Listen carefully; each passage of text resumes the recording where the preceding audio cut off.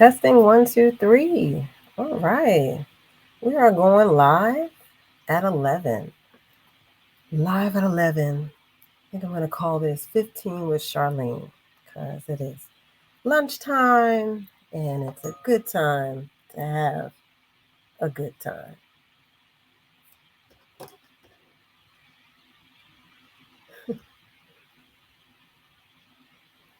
All right. All right. Let me get on camera. There we are. Hello, everybody. It is a terrific Tuesday today, and I'm excited because I'm trying a new tool. I don't know about you, but sometimes doing something new can feel uncomfortable, make you nervous, go, what the heck am I doing? But we're going to do it anyway because that is how we move forward. That's how we learn. And today's call is um, going to be talking about, is empathy essential to a thriving community? I'm excited about this topic. And like I said, I have these calls every Tuesday live at 11 for about 15 minutes to kind of talk about it's what I call a call to clarity, is what I was calling it. And it's like, how do we make sure that we are living a life that is happy? And we're focusing on how we're building our career and lifestyle in a positive manner. And I found this topic to be very heavy on my heart. So I wanted to share it with you guys and have a conversation about it and think about, how it affects our community and basically our career and our life. So, is empathy essential? Is empathy essential in a thriving community? Like I said, it's no wonder there are a lot of people out there who are hurting, and I find it very important that we know how to empathize with those that are hurting. And I just wondered if you ever realize that some people who are hurting don't really know how to give empathy or even receive empathy. And I believe that empathy is an essential aspect of a thriving society. I mean, it allows for meaningful relationships and fosters a supportive environment, which cannot be quantified by price. So what is empathy, though? We're going to start there. We're going to have a conversation about what is empathy. Empathy is the ability to understand and share feelings, emotions, and perspectives of others. It goes beyond just recognizing someone's emotion or is emotional, and it involves putting oneself in another person's shoes. Okay, it's imagining their experiences and feeling what they might be feeling. That's empathy. It's a fundamental aspect, I believe, of emotional intelligence and interpersonal communication.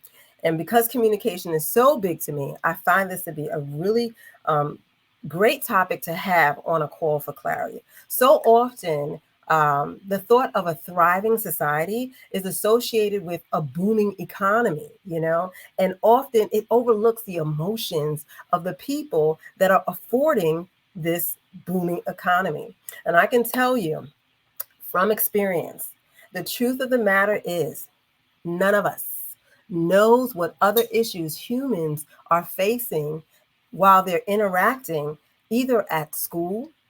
That's a big one, right? Because school's getting ready to start. We don't know what the students are going through. We may not know everything that's going on. And then even at work, we don't know what is going on outside of work, what emotions they're dealing with it.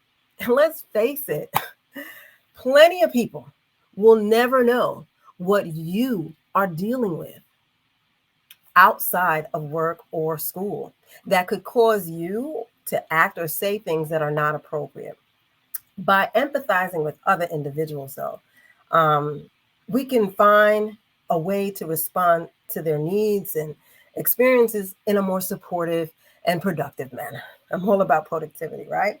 And it's an essential skill in various aspects of our life, including personal relationships, teamwork, and leadership and conflict resolution. Okay.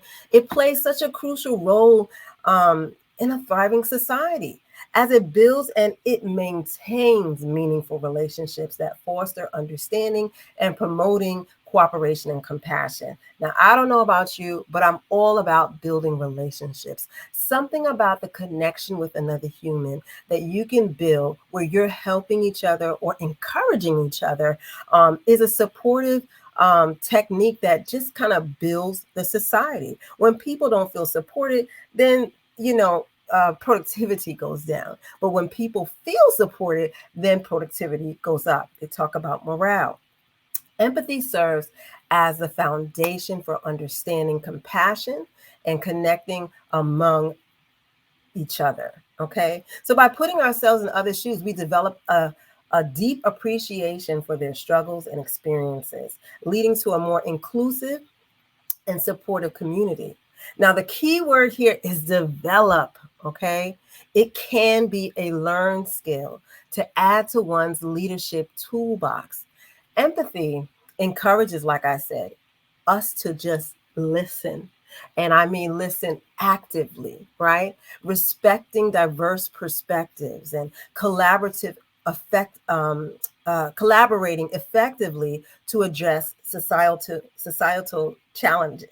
Okay, so without empathy, our society risks becoming cold and disconnected. And I can tell you that I see a lot of disconnection happening around me. But it's the lacking of sense of unity and shared responsibility is what's necessary for us as humanity to progress. The first step of developing this skill is understanding how to empathize. And so I want to share with you that there are two main types of empathy, right? The first being cognitive empathy.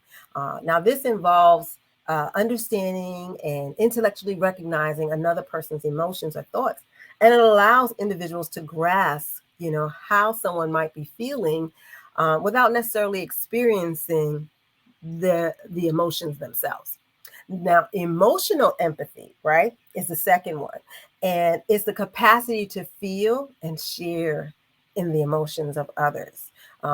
When experience emotional empathy, individuals can actually experience similar emotions to what the other person is feeling. Like, I'll give you a perfect example. I am a mom of four, and I can feel my child's emotions, and I will sometimes, mirror that emotions and understand. So that's what I mean by, I feel it too. But cognitive is I may not have been in that situation, but I'm listening and having that empathy to hear or put myself in their shoes to understand their feelings. So I want to illustrate an example that might be a little bit more user friendly for emotional empathy. Imagine a friend who is going through a tough time after losing their job.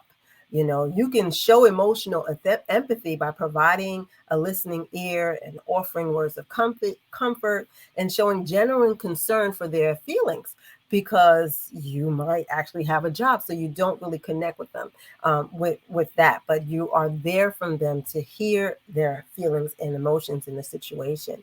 Now, cognitive example would be on the other hand, if there's a coworker who say is struggling to meet a deadline due to personal issues, right? Now, it involves understanding their situation and offering practical support, such as assisting them, like getting involved because you've been there before. So this is what you have done, or you can step in and kind of share the workload or suggest resources for them to get through the task and manage their time better. Again, I believe that a thriving society just recognizes the value of empathy alongside, rationality, and integrating emotional aspects with logical decision making. Empathy does not make us weak. Rather, it empowers us to address challenges holistically, ensuring that no one is left behind. When people don't empathize, that person could be high and dry. They by themselves. But when you empathize, they could feel that sense of community and connection where they don't feel left behind. Now, while empathy has its merits, emotionally driven decision can be impulsive, and it may lead to the most effective outcomes. But there is a warning, okay?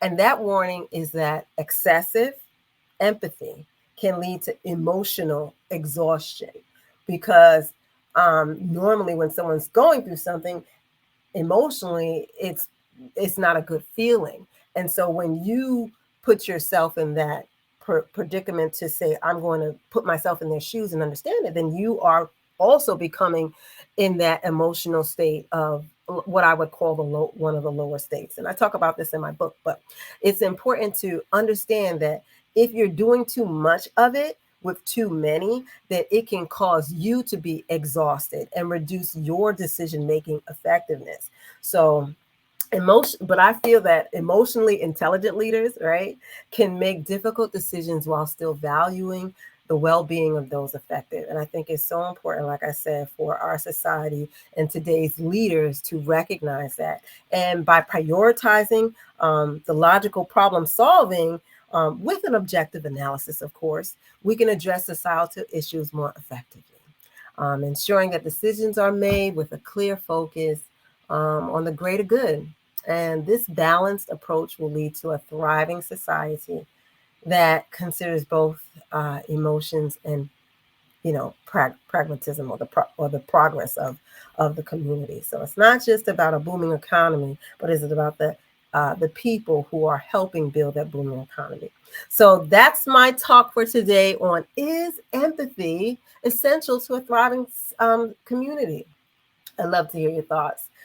Please drop a comment and let me know what you think, if empathy is essential to a thriving society. I hope you got in something. I know I always learn as I continue to evolve myself as a leader, in understanding how I can contribute to society, and how it's best that we work together in this world of so much, I guess, disconnection, like I said, that I see. So I'd love to invite you guys to my book launch, which is over 90 days, right? Super excited about that. We did our first book launch last month, and I got a second one coming up where we're going to dive into the second step in order to build confidence. I wrote a book called Co-Create with Confidence: How to Leverage Your Voice and Capitalize on Your Talents.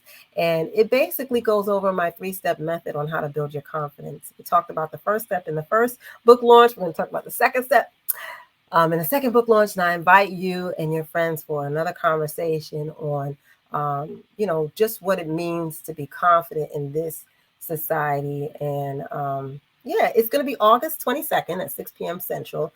Would love to have you there.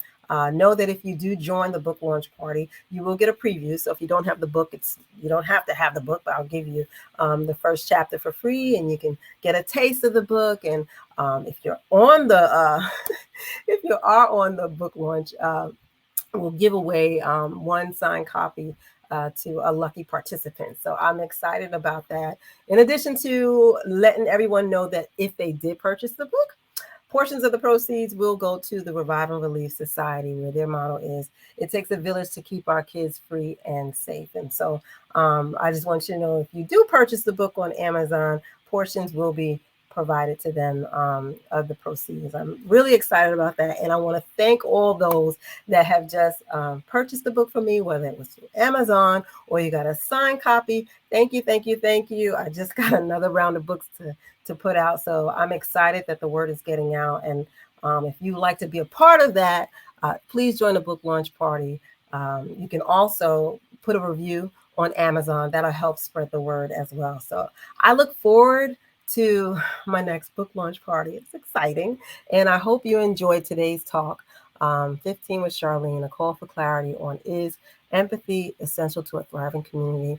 And I pray that, or I cheers to you. Okay, this is my cheers to you for having empathy, not only for others, but for yourself, because it really starts with empathy for yourself. So I hope you enjoyed today, and I hope you enjoy the rest of your day. I hope you have a terrific Tuesday, and I thank you so much for joining me today.